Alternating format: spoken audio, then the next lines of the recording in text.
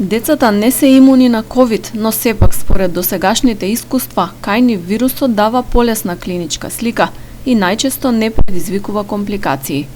Иако не се знае точната бројка, од детското одделение во општата болница во Гостивар потврдуваат дека во текот на пандемијата детектирале заразени деца. Најголемиот дел од нив немале потреба од хоспитализација и по преглед и консултации со соодветна терапија биле испратени на домашно лекување.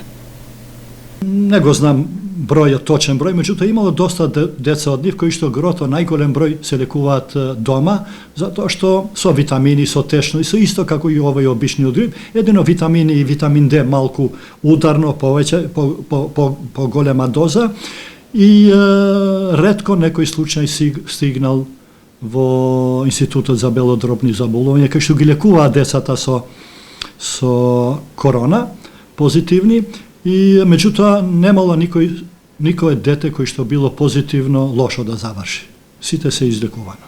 Периодов на одделението има зголемен број на деца со симптоми на грип и вирози, кои што се слични со оние на коронавирусот. Единствениот начин да се утврди точната диагноза е преку тестирање. Има деца кои што со грип кои што имаат и пролив и повраќање. А исто така и корона може да оди и со пролив, значи со диареја и со повраќање, со температура, со кивање, со кашлање.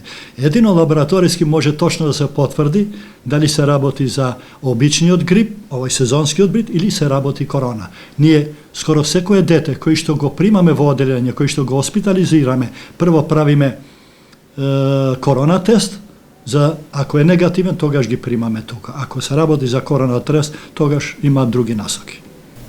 За разлика од лани, кога наставата се одвиваше онлайн, оваа учебна година учениците одат на часови со физичко присуство. На скринингот со брзи ковид тестови во училиштата низ земјава, досега се потврдени само 6 позитивни основци. Состојбата во градинките, според оценката на Министерката за труд и социјала Јагода Шахпаска, е стабилна и тие се безбедно место за згрижување на децата од 0 до 6 годишна возраст.